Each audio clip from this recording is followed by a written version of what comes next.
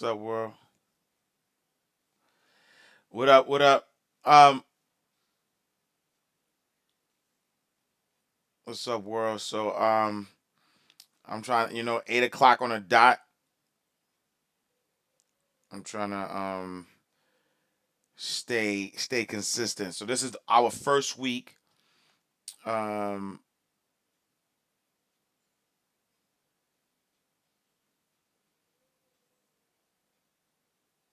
this is our first week doing it consistently. Today is I don't even know what today is. Today Wednesday.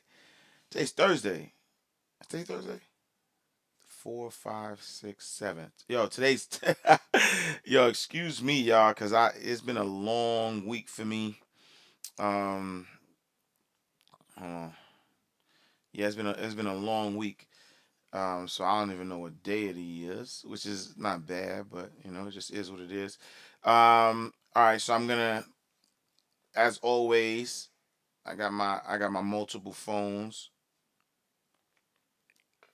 Um, let's see. All right, so I'm live on Facebook.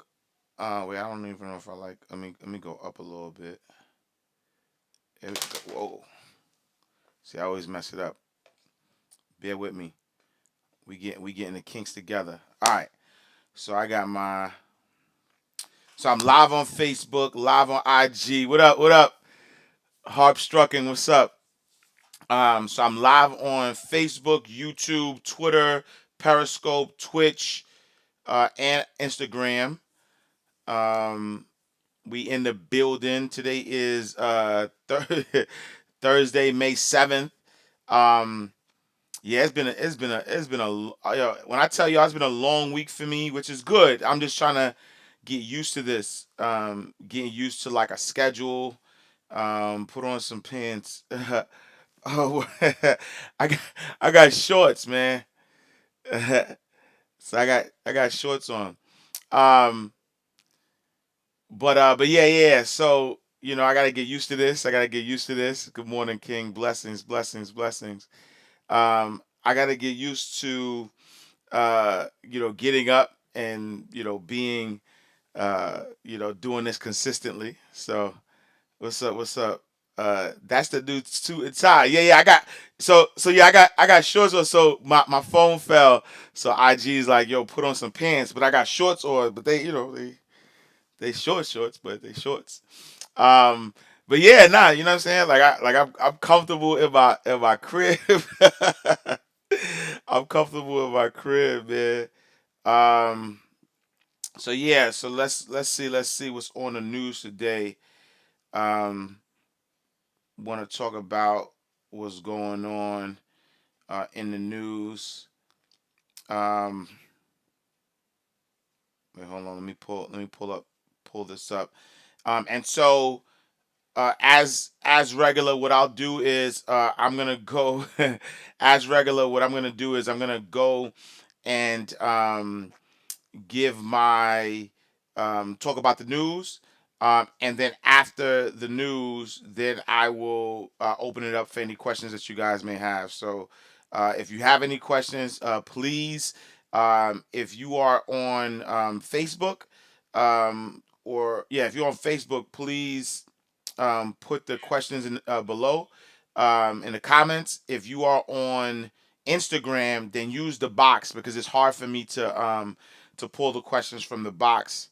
Um, so definitely do that. And then let me pull up. Let me see what we're doing for today's news. And so there's a lot of stuff that has been happening that I want to talk about, which I feel is worth having a discussion about. I think the first good morning.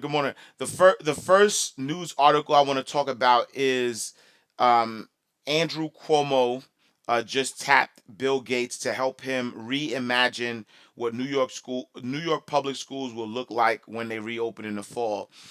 And I find this interesting because I think that back in 2017, I want to say back in 2017, um, there was a report that Bill Gates was looking to help the school system out with technology or reimagine. He tried this before, and it didn't work for whatever reasons. It didn't work. It kind of almost failed miserably. And Business Insider did a report on it. And so now, um, because Bill Gates has been on the forefront of the vaccines, and um, he did a TED talk about this, and so somehow he's been pushed up as like a leading authority on the coronavirus and vaccines and things of that nature. And so now, Andrew Cuomo is saying that they're partnering together to reimagine what schools are going to look like. Um, the reason why I'm saying that the reason why I thought that this was interesting is because uh, this almost goes to show, not even almost goes to show, it goes to show that uh, a lot of times your money and your success can overshadow um, what you're expert at, right? Meaning that let's say for instance, like Bill Gates was able to become a billionaire, right? He was able to become a billionaire by creating, one of the biggest companies in the world, right? Microsoft first started off with, they tried the PC, they tried to do the PC, then they kind of eventually pivoted towards software, and then people don't remember, but in the early days of Microsoft, Bill Gates was really a guy who was like ruthless, right? Meaning that he was out for blood as it relates to, like, he was getting sued all the time. And look it up. I'm not telling you something that isn't factual, but he was getting sued all the time for antitrust things and all this stuff or whatever. And so he's a businessman, but he wasn't. And I'm not saying like nice and business supposed to go together, but he was like ruthless, as far as like being sued all the time, antitrust stuff or whatever. And then I was watching this video that was interesting to me, because in the video they talked about how, um what did they say? They talked about how um they they talked about how a lot of people who have reputations as business people immediately start to hire, they start to do these philanthropy works and hire PR people to make their image look good, right? And so I noticed that a lot of who he was as a businessman for Microsoft is getting overshadowed by the fact that him and his wife started the Bill Gates Foundation. They're giving all away all this money, and they're doing all these things, um, but also he is into vaccination and things of that nature. And so I just find it interesting that um, you know the PR stuff, right? The stuff that makes him look like he's an authority. I don't know. I could be wrong, but I don't think he went to any medical school. And I don't think he's a scientist. I think he's a software guy. And but either way, he's been sort of like the leading authority on, he's been the leading authority on this vaccine, COVID, and now somehow he's being infused into the school system. So I just found that very interesting. That everybody is sort of like leaning to him as the savior in a way, or the person who have the answers. Um, but with everything, use caution with everything. Use your brains, and this is specifically for the people who are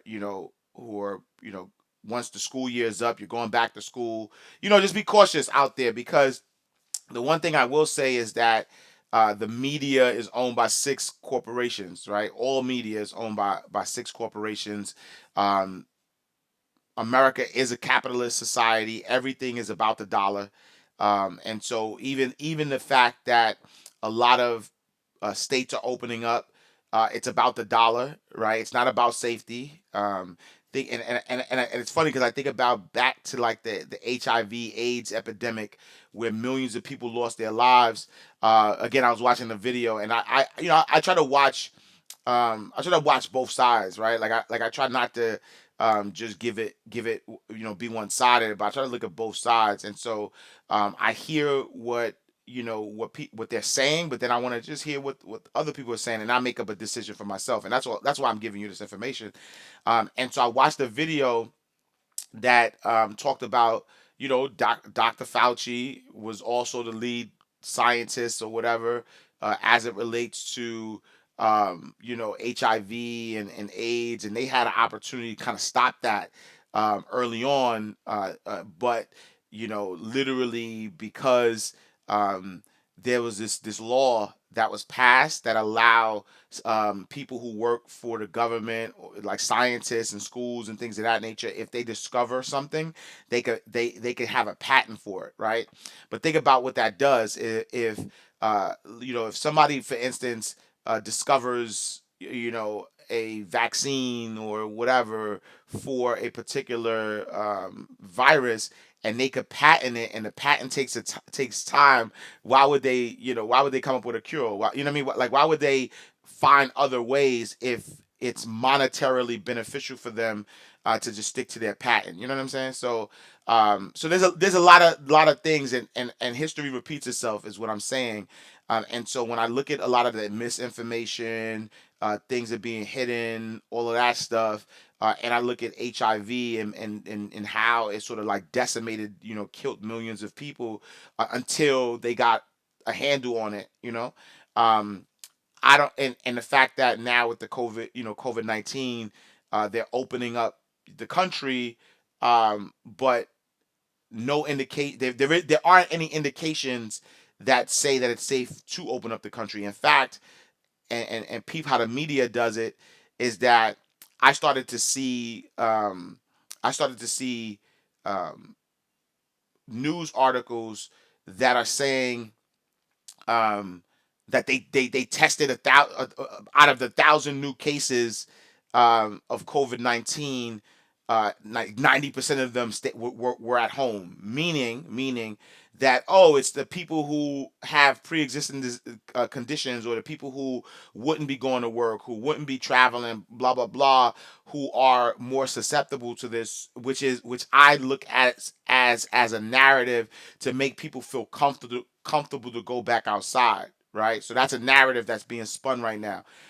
But then, minus that narrative, there's also other reports, right, that are saying that when they look at the projections, that the number of cases are going to double, right? Double, even triple, if we open up the country, the cases of deaths, right? And so, there's this underlying thing that says, yes, we need to open up because it's going to affect the economy if we don't. But then there's this other thing that says, if we don't, I mean, if we open up the country, people are gonna die. And so, again, I just found that story intriguing, as it relates to, Cuomo, Andrew Cuomo teaming up with Bill Gates. So I found that very intriguing. Um, we look at um, the ADP just put out a report, and ADP put out a report that says 20.2 million private sector jobs lost in April due to the coronavirus, right? And so, due to the coronavirus, they say the pandemic has triggered worst unemployment since the Great Depression. So the Great Depression was 1930. And so, this pandemic has triggered that. And so, and I just saw a question that says, what should we do? And I'll be honest, it's really about just moving in caution, not fear. I want to be clear, right? I'm not saying move in fear. So don't take all of this information and be fearful and say, man, all of this is happening, I'm afraid. Because honestly, what I've been doing is I've just been reading. I've been reading up. I've been reading on the history of America. Honestly, I've been reading on the Great Depression. I've been reading on 2008 recession, because those are the two times that things were bad, that economically, that I wanted to kind of get a handle on. Even now, I'm going to start doing research on sort of like HIV epidemics, Spanish flu, because history repeats itself. And what happens is that, as history repeats itself, it's what is it? The game stays the same. You know what I'm saying? The game stays the same. The methods are the same. It's just they use different mediums. You know what I'm saying? So before, let's say it was radio, right? Like you didn't really have television. It was radio. They scared people through radio or through the newspapers or however way, right? Propaganda. Um, and then, you know, then past that, right, past the propaganda and how they make people afraid, things of that nature, there was still people making money. Like even right now, there are billionaires making money.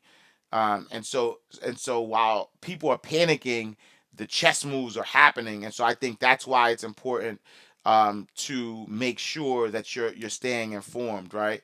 And so, yeah, they said that 20.2 million jobs in April, were lost through the private sector.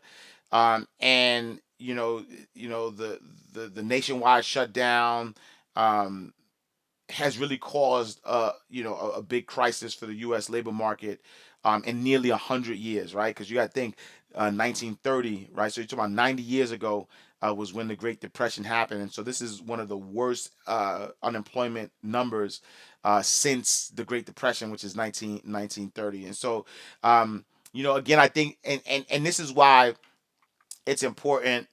I preach small business. I preach starting businesses all the time, because what happens is that, there becomes vulnerability. I'm not a big believer of vulnerability, right? Meaning that, I remember I did a TED talk, and I joked around about it. I was like, what's better than one billionaire? And the crowd was like two, right? Because that's a popular Jay-Z song. Was better than one billionaire, whatever, right? And so, in that, right, like in saying that, I was like, no, what's better than a billionaire is not two billionaires. What's better than a billionaire is 1,000 millionaires, because people don't even realize that a $1 billion is 1,000 millions, right? Like you could like $1 billion, you can get 1,000. Um, you know, um, Wait, hold on. I hate to interrupt, but how do you watch this on YouTube Live? Follow me on YouTube. So if you type in Ash Cash Exantis on YouTube, um, you'll see the link, and it should be up live. I keep forgetting to put the link in my bio. And maybe what I'll do is I'll buy a domain name that reroutes direct. That's what I'm gonna do. I'm gonna buy a domain name that reroutes directly to my YouTube page, so that way I can just be like, go to, ashcashtv.com, and then I'll reroute that to my YouTube page, so that way, you can watch it on YouTube Live going forward. But that's how you do it. Um, but yeah, so they had the saying, right? So Jay Z had the saying, was better than one billionaire too. And I get it. I understood, especially if the same hue as you. I understood that. But I think what's better than two billionaires or one billionaire is 1,000 millionaires, right? And so instead of looking for that way to create all of these, billionaires, can we, right, create 1,000 millionaires, right? Can we have less variability, right? And so same thing, you have these big corporations, right? And then when you have these big corporations, if one of the corporations go down, what happens, right? Now we have, all this variability. We have one business, or few people on the top, and that's too much control. And so I think that the way, the answer is for us, right? So the people who, and this is why I call this, the great financial reset, because I believe that the way that we build stronger communities is to lessen the gap, and lessen, um, don't have so much variability. And that's why I always preach, making sure you're starting your own business, making sure you're using your skill set to um, to create something. Because what happens is this: imagine this, imagine that there were 1,000 millionaires, right? So think about this. From this pandemic, do I want would I rather see a thousand people, I mean, one person become a billionaire and they start to hire the community, or do I want 1,000 people to become millionaires, and collectively these now 1,000 millionaires start to connect together and start to supply things for each other, right? I'm going with the latter, right? I rather have 1,000 people who are millionaires. You know what Jay-Z said earlier in Reasonable Doubt. If everybody in your crew is rich, your crew is rugged. Nobody will fall because each person will be each other's crutches. Like, I believe that. Like, I live by that, right? I believe that. Like, I don't believe that there's power in just one or two people having all of the power and they trickling down that power down to everybody else. Because again, what happens when you kill, and I don't mean physically, but even if it's physically, but what happens when you kill that leader? What happens when that person makes a mistake or that business goes down? So now all of the people that they supported, it kind of crumbles, and now you got to start all over. But if you have a thousand people who are part of this chain, then you're able to say, "Yo, we got 1,000 people who who are millionaires, and like nobody will fall. We could be, you know what I'm saying? We could be each other's crutches." And so I really believe that this is the time that we need to focus on starting our own businesses. This is the time that we got to focus on just being, using our skills. So like I promise you, for me, I know what my skills are, and all I know is finance. All I know is, helping motivate and inspire people. And this is why I'm doing this every day. This is why I'm coming out, and I'm working on, other ways to provide products and services, for the community. Because at the end of the day, there's other lanes I could go in. There's tons of different lanes I could go in. But at the end of the day, I gotta understand the lane that I'm in.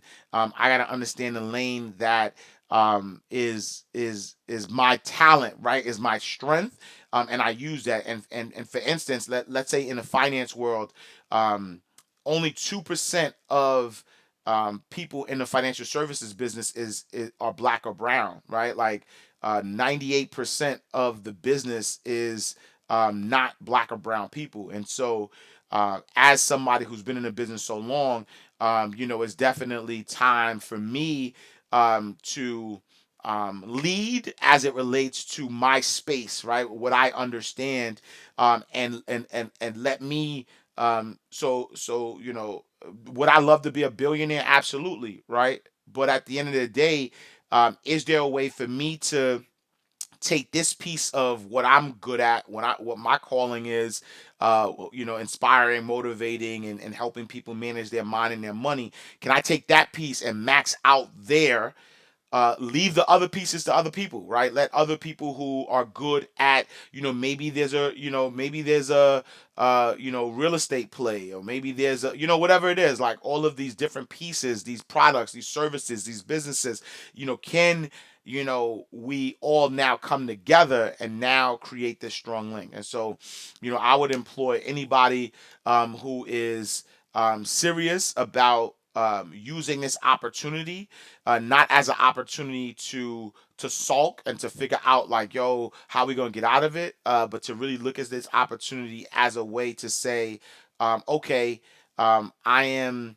I am where I am. We are where we are.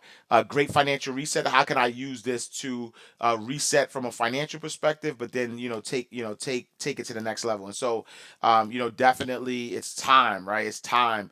There's a lot of stuff going on, and that's why I want people to move in caution, not in fear, right? Because if you move in fear, then you are not. I mean, first of all, if you move in fear, you're not moving in faith, right? And faith and fear can't occupy the same space. And so you got to know.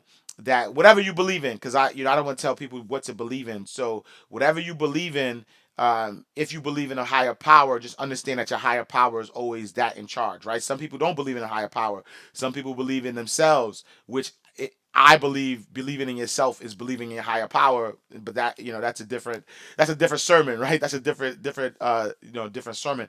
But whatever you believe in, you have to walk in faith. So I don't tell you these things to make you leery. I don't tell you these things to make you feel afraid, because again, faith and fear can't live in the same space. But I do tell you these things so you can be cautious, right? Like knowing is half the battle, right? Knowledge is important. So having knowledge is important, right? And so that's important that we do that. Like even when I think about this case recently, right? This case with Armand, who was violently gunned down in Georgia, which is where I live. Actually, I live in Georgia now, and he was jogging in the street, and then um, you know some white supremacists were running after him, and they killed him, and the video surfaced, and it's funny because I was having a conversation, and a question came up, was like, yo, how did the video come up? And so I posted this on my Instagram. So Jermaine Dupri, had posted something on his Instagram, and then he was looking at the comments, and what we wound up finding out was that the video surface was because the person who was taping was actually an accomplice, right? The person who was taping, um, was an accomplice with these people, which kind of questions the intent. What was the intent? Like, why were they taping, a father and son, chasing a black man down in a pickup truck with shotguns? Why were they taping it? Well, allegedly, I mean, I don't know if it's even as allegedly, but based on the video, they said that they were passing the video around, right? They were passing the video around to friends and family or whatever, and as sort of like this trophy, like, look what we did. And in passing the video around, it was Jermaine Dupri said it's like a menace to society case where somebody who saw the video had a guilty conscience, and that's how they leaked the video. And so without the video, I mean, honestly, we've seen many times that we saw videos and things, didn't go the way we wanted them to go, meaning justice, right? Not when I say wanted it to go, is like justice is justice. And but when you think about like the laws in Georgia, open carry, and there's a lot of loopholes, right? This is Georgia is definitely a gun friendly state, so um, there's definitely some legal loopholes that could potentially come into play, as it relates to this. Um, but when you think about that, you think about the aware. You need to be aware of that, though, right? Because I live in Georgia. I live, I don't live in that side of town. But let's say, but I do live in Georgia. I live closer to Atlanta. And let's say, like my wife and I sometimes jog. I take the kids out, to bike, sometimes, because we live in a relatively quiet neighborhood. But like, let's say for instance, there's some racists who are riding around, knowing that who knows is what I'm saying, right? And so that's not fear. That's just awareness. There's a difference between being fearful and being awareness, because I believe everything happens by the will of God, honestly. But that's another sermon as well, right? You know what I'm saying? I believe the good, the bad, the ugly, like all of it. Like God gives us free will, but that's another sermon all in itself. Um, but I also believe that with that free will, right, you got to be you have to be aware, right? And so now with this awareness, I might have to move different. You know what I'm saying?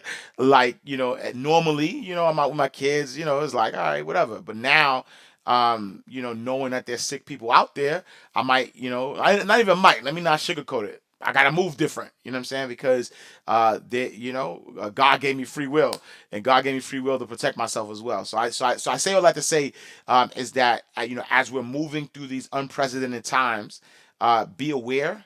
Have some awareness. Be aware of what's going on. But then even within that awareness, I want you to be faithful. I need you to move in faith. But then also, I need you to know your history. Nothing that's happening today has not happened in the past. It has happened in the past, whether you realize it or not. It has happened in the past. If you know your history, right? Well, they say if you don't know your history, it's bound to repeat itself.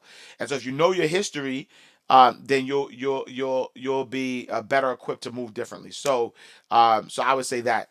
All right, so we're at the 8:30 mark. I didn't really go over all the news, but I know that there's some questions coming up, and so I want to open this up for any questions that you guys may have because at the end of the day, my goal is to be a resource for you, as it relates to your finances, as it relates to business, as it relates to everything. You definitely want to be a resource.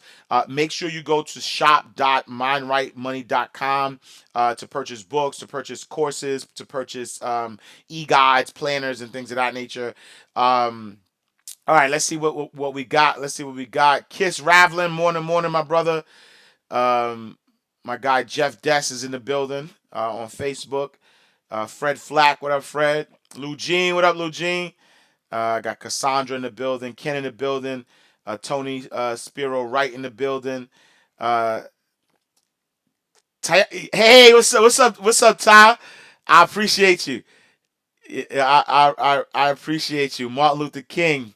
You know what I'm saying? Like, I was supposed to graduate in '98, but I didn't graduate in '98 because I did some things, but I graduated in '99, so class of '99, MLK. Salute to you, Ty. Oh wait, my battery low. Salute to you, Ty.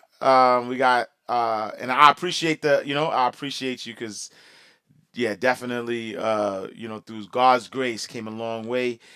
We got Mac in the building. We got Sandra Savage, Grand Rising. We got Cindy in the building. What's up? What's up? That's the fam right there. Miss Cynthia McCray is in the building. All right. You're amazing and have been for years. You're appreciated. Empress, I appreciate you, Empress. All right, so let's see what questions you got. So all right, so if you got any questions, so on Facebook, you could definitely put Janine Stewart, big sis, what's up? You had about 3 sermons in there, baby bro. Nah, I appreciate you. So you guys speak through the spirit, and so that's all I know what to do.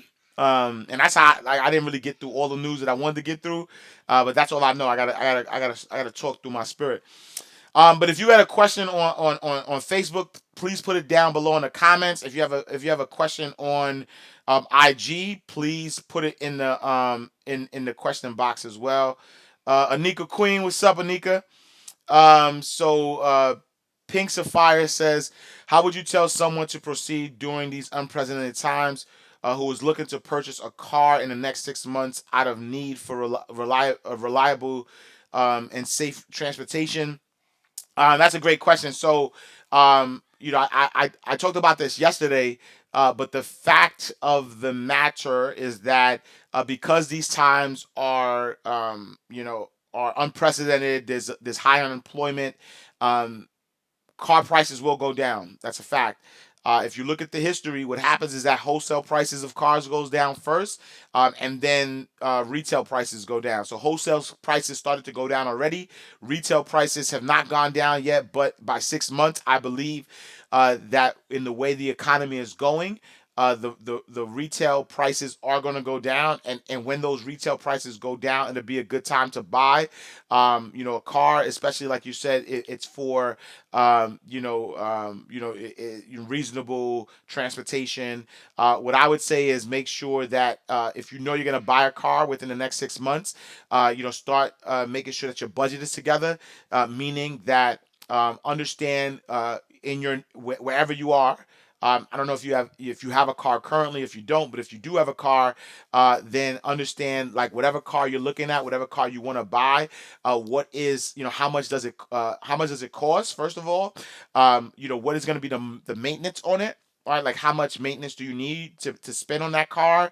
Um, And then also, what is your monthly bill, meaning your insurance, right? Like, are you going to buy the car? Are you going to save enough money to buy it outright?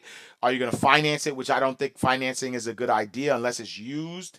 I mean, I don't think finance is a good idea. I think that you should save up and buy it out, because even with the interest rates that you're going to get, you're going to wind up overpaying for the car. And so I would, like, save up for it. But then also, again, like, maintenance is important. Like, I remember, me trying to be fancy. I had just gotten a job as a CEO of a credit union, and I had a Ford Explorer, right? And then can't see the stock ticker on Instagram. Yeah, now you can't see the stock ticker because I don't know. Like, Instagram doesn't have a way to. Um, it doesn't have a way to plug into it, so that's why you have to watch it on YouTube, or Facebook to see, like, the stock ticker. But yeah, I remember, I just got the job as the CEO of a credit union. I had a Ford Explorer at the time. I was, I'll be honest, I was being fancy, and I was like, yo, I want to, I'm a CEO. I gotta have a nice car, right? And so I never had a luxury car before. And so, I was, in a decent spot, financially. And so I went and got and bought a Benz, right? And so I bought a ML 350, Mercedes Benz. Um, and I wasn't ready. You know what I'm saying? I wasn't ready because what wound up happening was, because I wanted these features. I wanted to be, I wanted to show the status of the CEO, getting out the Benz, whatever. Man, oil change. I mean, if anybody ever had a luxury car, man, an oil change was a lot, right? Every time I had to change my tires was a lot. Like, it wound up costing me, like, it was almost, right. It was almost mortgage. You know what I'm saying? Like, it was almost a mortgage to take care of that car. And that was something that I didn't anticipate. And so other things that I could have done with that money, it was taken away. You know what I'm saying? And so, now, I don't care. I drive a Ford Explorer now. But I mean, in fact, um, my Ford Explorer compared to my Mercedes is honestly the best. And I'm not getting paid for this. This isn't an ad for Ford or that like that. But I got a Ford Explorer. I got leather seats. I got heated seats. You know what I'm saying? Like, I got rear view. Like, everything I had in the Benz, I actually have in the Ford, minus, like, the status of it being a Benz. But now, now when you think about, what I pay for maintenance and all that stuff is nothing. You know what I'm saying? And so my I'm saying all that to say is, like, just think about that as you buy it. Um, KCAJ says, never lease a car. Car lease is like slavery. I actually respectfully disagree, because I think that if you know, right, here's a caveat to it. um if you know that like you're gonna want to upgrade your car often, then a lease might be the best way to go, but potentially leasing it under your business LLC. So that's what I do. I have my car. I have two cars. So one car, I own. The other car is leased, and it's leased under my business, right? And so I lease it under my business because now it becomes an expense, and so that money that I'm using to pay for the car is actually tax deductible, so I never have to pay taxes on it. And then at the end of my 3 years of the lease, I can either pay for the car and own it, which is going to be a smaller amount, or I can get a newer car, right? And then and then go back through that lease process. But it saves me then from financing, because that's what other people do. People finance the car, right? And even if you buy it outright, let's say, for instance, so if you finance it, I think it's the worst thing you could do, right? You get an $8,000 car. Or let me say, because that's not realistic, right? Let's say your car is, you get it for $20,000, right? A $20,000 car, you wind up financing it.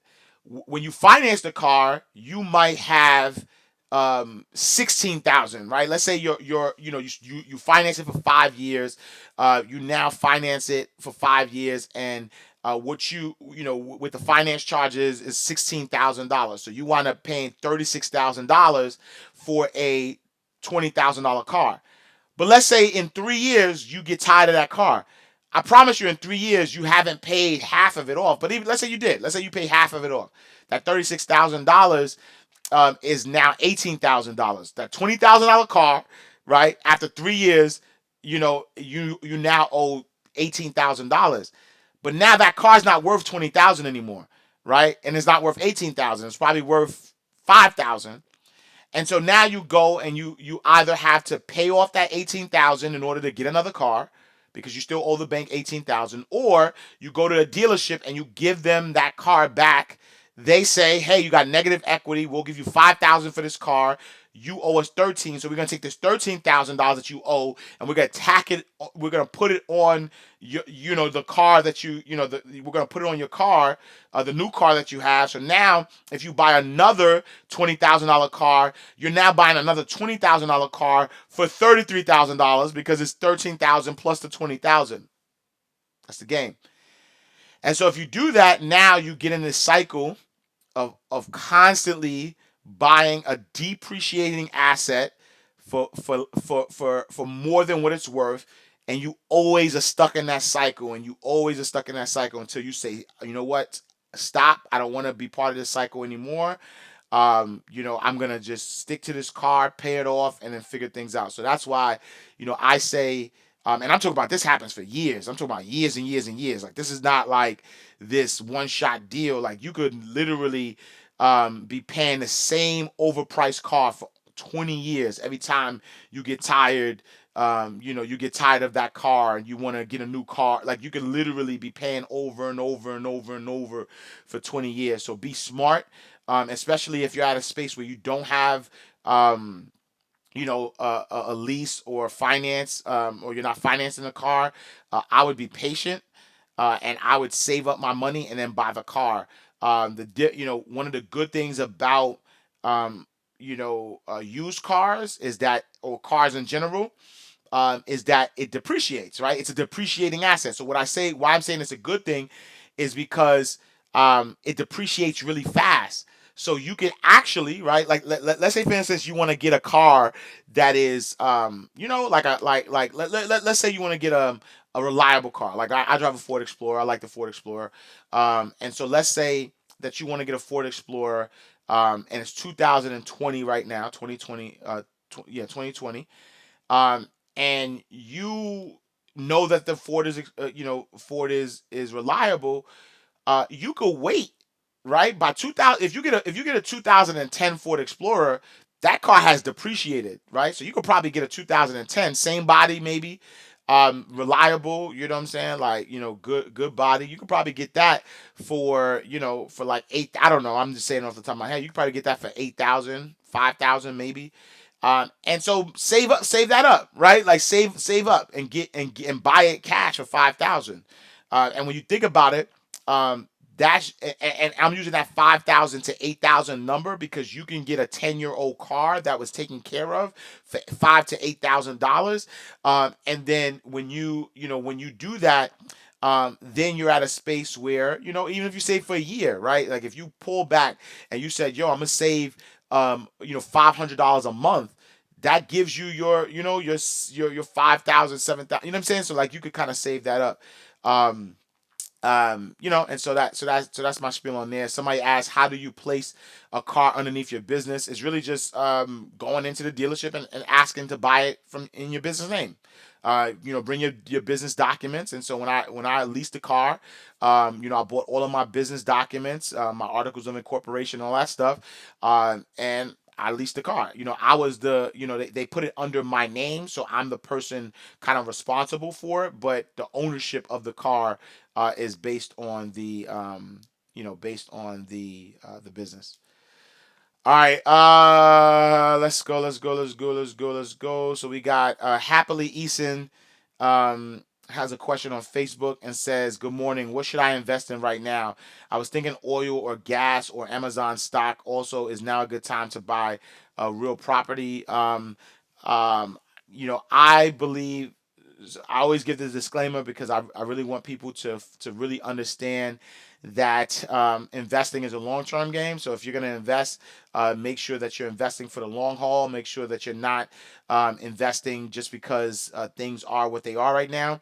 And the reason why I'm saying that is because there is a lot of uncertainty out here. Like I said, 20 million jobs were lost in the private sector. This is the largest unemployment since the Great Depression, 1930. And so, and we don't know, if it's going to continue or not. And so, because we don't know if it's going to continue or not, if you're not, if you haven't been investing, then I wouldn't say like right now, today is the best time to invest. But I will say that, good investments are things that, if you do research, you'll see that it's things that will continue to rise even within this pandemic. There's a big push for pharmaceuticals and vaccines and things of that nature. So I think that's a good sector to invest in. Amazon stock is good to invest in. I think any like retail is good, but just be cautious about that though too, because I know that the president has been waging war on like Amazon and having like the post office wanting the post office to increase prices and things of that nature of their of what it costs for them to deliver things or whatever. So there potentially could be a price price could go up on that perspective. I do think that technology is good. In fact, shout out to my guy Kiss Ravlin. So Kiss was just telling me about how Bitcoin has is peaking to hit 10,000 again. And so potentially cryptocurrency is something you look at. It's still very volatile, but something you can look at. Um, I do think, to your question about real estate, I do think that real estate is a good thing to invest in. It's always a good thing to invest in. It's just at what price do you get in? Do you get in where when prices are inflated, or do you get in when prices go down? I do think that prices will go down about October, November ish, and so honestly, what I would tell people, and this is what I would do, or what I'm doing is really I would sit out. I mean, that's what I'm doing. I would sit out and just wait for like 6 months. That's what I'm saying, because I don't see signs of this getting better right now. Even the government is encouraging people to go back out to work, right? To open back up the country, but in the same breath, they're the same people that's saying that the death toll is gonna either double or triple by June or something like that, right? Um, and so it's weird because it's like, yo, okay, um, go back to work, but people are gonna die. But what happens is that if there's another like pandemic and another outbreak and people are dying rapidly or whatever the case may be, then we're gonna have to potentially get quarantined again to get a handle on it. And then if you know what I mean, like I just think that that's um, yeah, I don't see the economy rebounding just like that. I do see I mean, man, there's I'm not an economist. There's top economists that are saying that you know it might take 2 years, right? There's economists that say that it might take 2 years for this economy to recover, which means that you're going to still go through some down slumps, and if that's the case, then what we in a rush for is what I'm saying. I'm advising anybody I speak to. I'm advising clients. I'm advising people to stay cash liquid, meaning hold on to your cash. Make sure you have money available for your necessities. Like I would hold on to my cash, so that me and my family can eat. Right, like that's that we have a roof over our head, like the necessities. Um, um, you know investing is a long-term game, and I do think that it's, yeah, like we expect to be here for a while. So yeah, we want to have money, or I mean, we want to, save for, invest for the future and things of that nature. But you also want, to kind of see what this thing plays out. So yeah, that's what I'm thinking. Happily, Eason. All right, let me see what questions IG got. Um, I love this. So Young Poppy says, Young Poppy says, is cruise stock a smart investment? Should you dump them due to them not sailing for another year or so? I do not personally. I do not think. Um, I do not think that cruise stocks are good right now. No, um, because people are not going to be quick to jump back on a cruise, right? And so, like you said, they're being shut down for a year or so. I think that even within that, I think a lot of companies are going to go bankrupt. I think a lot of cruise line companies are going to go bankrupt. They're going to have to restructure. And then once they go bankrupt and restructure, they're going, it might be the same companies that we know of today. It might be a new company who acquires the assets of these old companies. But if I was a betting man, I would not invest in cruise. In cruise lines. I would stay out that game, and potentially, when things start to rebound, get back in the game, or when we kind of get signs that things are gonna rebound. We get back in the game because even like I think Disney like shut down. It was like, yo, it's not happening. You know what I'm saying? So, um, yeah. So yeah, that's my thoughts. Let's see. If you would like to purchase our third home, but don't have 20% to put down, but have two other homes, do you think that would be a good idea during this time? Okay. Hmm. So, right. So the question is by SV Rodriguez. So if you would like to purchase our, we would like to purchase our own third home, but don't have 20% to put down, but have two other homes, right? And so here's what I think about that, right? So it depends on the reason for purchasing a third home, because I mean, real estate is always going to be a good thing to have. You could build wealth through it. Purchase Are you purchasing the third home to rent out, to tenants, or are you purchasing a third home as like vacation or whatever? I'm hoping it's the former, right? Like if you're purchasing your third home for you to rent out. Right now, I mean, it's always a good time for rental income, right? Like, even in bad times, people still need a place to live. And so, whether it's people coming together to buy, to rent, being a landlord at this time is not a bad deal.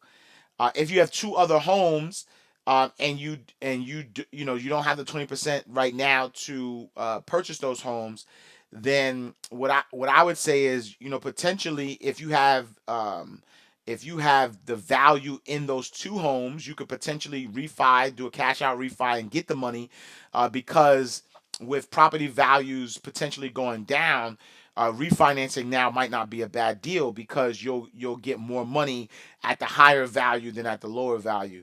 And so what I would potentially say, is yes, like, it might be a good time, but I would have to know more about your situation to kind of give you, accurate.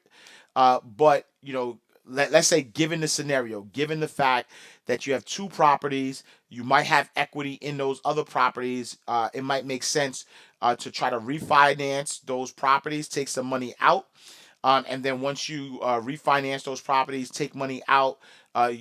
Make sure that you could use that money for your 20% down, but make sure you have money in reserves too, have money left over, and then potentially go that route. Because also, if you're buying that third property, you put 20% down, you have now added a bill for yourself, and now you have to pay another mortgage.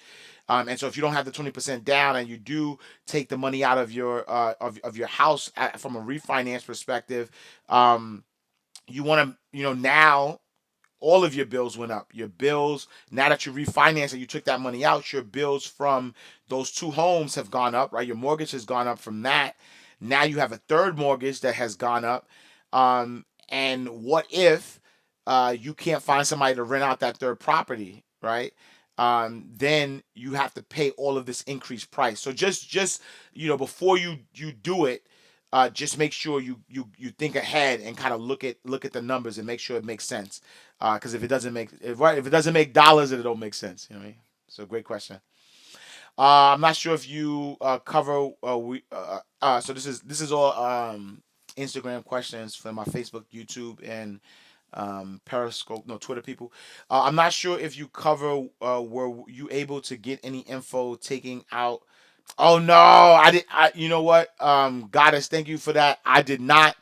Goddess, if you could, can you text that to me? Can you or can you DM me that question? So the question is about 401ks. But that wasn't what I. So yesterday we talked about. So it said, were you able to get info on taking out your 401k and putting it into your IRA? So you can do that, right? You can take out a 401k and put it in an IRA. But the question yesterday was about, can you take a 401k and put it in a, I could just Google it real quick, right? So can you take your 401k, right? Actually, I need to get a charger. Can you take your 401k and 401k transfer um to a Roth? Because that was the question. The question was, can you take your IRA and roll it over from to a Roth? Let's see. I have to look it up because I didn't see. I have to look because the thing is that when you convert it, it is a taxable event. And I just want to see like any news articles, and I want to read up on, if like did the government, IRS, did they change the law, and that's why I need to do some research on it. Roth conversion after COVID-19. All right, so yeah, let me do some research, and I'll follow up. I'll follow up on that because at the end of the day, I am based on the current laws or the laws that I know.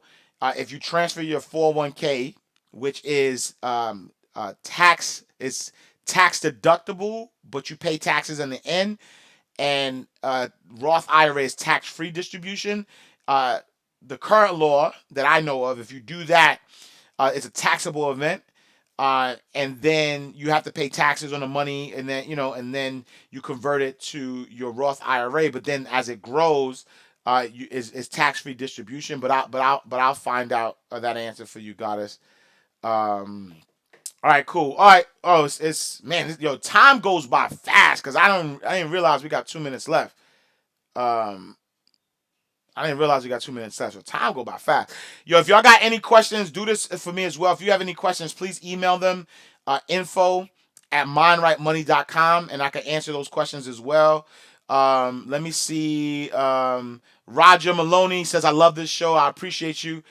D. Adler says, what do you think about airline stocks? Buy. I think that airline stocks, I mean, it really depends, right? And so I gotta get my guy Kev Matthews on the line because, um, airline stocks were doing bad even before COVID, right? So it's not like they just started tanking; they were doing bad before COVID, and so now they're doing horrible. And I suspect that they're going to continue to do horrible because nobody's traveling. And at some point, they're going to need like a bailout, something. Some companies are going to go bankrupt, and things of that nature. So I do think that it's good.